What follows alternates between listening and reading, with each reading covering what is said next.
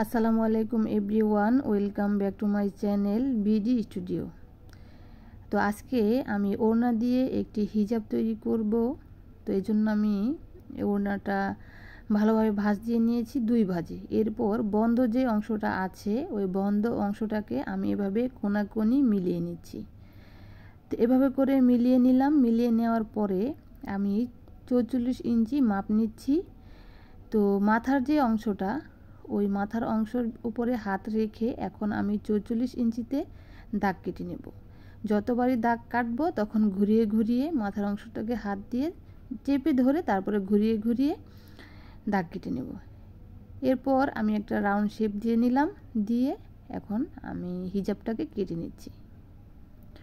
তো এভাবে হিজাবটা কেটে নেওয়া হয়ে গেল। এখন মাথার অংশে আমি একটা মার্ক করে নিচ্ছি, যাতে আমি যখন ক্যাপটা লাগাবো তখন যাতে আমার লাগাতে সুবিধা হয়। তো এটা হচ্ছে আমার হাতে যে ধরা ওটা হচ্ছে উপরের অংশ, মানে পেছন দিকের অংশ, আর যেটাকে দেখালাম ওটা হচ্ছে সামনের দিকের অংশ। তো এখানে আমি আবার গলার মাপের জন্য 11 ইঞ্চিতে দাগ কেটে নিলাম, মানে যেটা দিয়ে আর কি আমরা হিজাব পরার সময় মাথাটা ঢোকাবো ওইটার কথা বলছি, এবং সেখানেও আমি মার্ক করে নিলাম। তো এটা মার্ক করে নিলাম সেলাইয়ের সুবিধার জন্য। তারপর এখন আমি যে সামনের যে ক্যাপটা ওই ক্যাপটা তৈরি করব, মানে মাথার হিজাবের মাথার অংশে যে রাউন্ড শেপটা থাকে ওইটার কথা বলছি। তো এখানে আমি লম্বায় নিয়ে নিলাম 10 ইঞ্চি এবং পাশে নিয়ে নিলাম 4 ইঞ্চি। এখন আবার এই 4 ইঞ্চি অংশটাকেও আমি এভাবে ঘুরিয়ে ঘুরিয়ে রাউন্ড শেপ করে নেব। তা আপনারা কিন্তু আমার বলার থেকে স্ক্রিনে দেখেই বুঝতে পারছেন। এরপর এটাকে আমি সেই দাগ অনুযায়ী কেটে নেব। আসলে হিজাব তৈরি করা তেমন কঠিন কোনো ব্যাপারই না, আর যারা অভিজ্ঞ আপুরা আছেন তারা অনেক বেশি ভালো পারেন। আর এখন আমি নিকাবের জন্য 4 কোনা করে কাপড়ের অংশটা কেটে নিলাম। তো এভাবে করে কিন্তু হিজাবের সম্পূর্ণ অংশই কাটা হয়ে গেল। এখন আমি সেলাই করে দেখাচ্ছি। তো ওই যে অংশতে আমি মার্ক করেছিলাম ওইখানে আমি ক্যাপের যে অংশটা সেটাকে জয়েন দিয়ে নিচ্ছি। তো এইভাবে জয়েন দিয়ে নেওয়ার পর আবার ডাবল সিলি করে নেব, যেহেতু এটা মাথার অংশ এজন্য আমি ডাবল সিলি করে নিচ্ছি। তো ডাবল সিলি করে নেওয়ার পর এটাকে আমি এভাবে উল্টিয়ে এর উপর দিয়ে একটা চাপ সিলি দিয়ে দেব। আপনারা কিন্তু স্ক্রিনে দেখে বুঝতে পারছেন। তো চাপ সিলিটাও কমপ্লিট হয়ে গেল। এরপর আমি গলার নিচের যে জোড়াটা ওইটাকে জয়েন করে নিচ্ছি। তো এভাবে করে মানে হিজাবের সামনের যে অংশটা থাকে জোড়া ওটা লাগিয়ে নিলাম। এরপর সম্পূর্ণ হিজাবের রাউন্ড যে অংশ ওইটাকে সেলাই করে নিচ্ছি।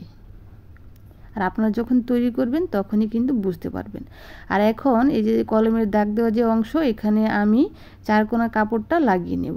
লাগিয়ে নেওয়ার জন্য 4 কোনা কাপড়টাকেও আমি চারদিক থেকে ভাঁজ করে নিচ্ছি। ভাঁজ করে নিয়ে সেলাই দিয়ে নিলাম। এরপর আমি যে কলমের দাগ দেওয়া অংশ ছিল ওইখানে লাগাবো, আর এখানে আমি এই কাপড়টা দিয়ে এই নিকাবের ফিতা তৈরি করে নেব। তো এখানে দেখুন আমি কিন্তু এই যে মাঝামাঝি এরকম ভাঁজ দিয়ে তারপরে ফিতাটা তৈরি করে নিচ্ছি। একটু মনোযোগ দিয়ে দেখলেই আপনারা কিন্তু জিনিসটা তৈরি করতে পারবেন। আর অবশ্যই ভিডিওটা না টেনে সম্পূর্ণ ভিডিওটা দেখবেন। এরপর এখন আমি নিকাবের যে কাপড়টা ওইটা লাগাচ্ছি। আপনারা কিন্তু দেখে বুঝতে পারছেন নিকাবের যে 4 কোনা কাপড়টা কলমের যে দাগ দেওয়া অংশ সেই বরাবর লাগিয়ে নিলাম। এরপর এখানে আমি লাগিয়ে নেওয়ার পরে নিকাবের কাপড়টা লাগিয়ে নেওয়ার পরে ওই 2 কোনায় আমি ফিতাটা জয়েন করে দিব। তাহলেই কিন্তু তৈরি হয়ে গেল ওড়না দিয়ে হিজাব। তো নিকাব স্টাইলের এই হিজাবটি আজকে যে আপনাদের তৈরি করে দেখালাম কেমন লেগেছে অবশ্যই কমেন্ট বক্সে জানাবেন। আর যদি সম্পূর্ণ ভিডিওর মাঝে কোনো ভুল ত্রুটি হয়ে থাকে তাহলে অবশ্যই ক্ষমাসুলভ দৃষ্টিতে দেখবেন। তো এরকম করে সেলাই করে আমি কিন্তু হিজাবটা কমপ্লিটলি তৈরি করে ফেললাম। তো যদি ভিডিওটি ভালো লেগে থাকে তাহলে অবশ্যই আমার চ্যানেলটি সাবস্ক্রাইব করে দেবেন। সবাই ভালো থাকবেন, সুস্থ থাকবেন, এ প্রত্যাশায় আল্লাহ হাফেজ।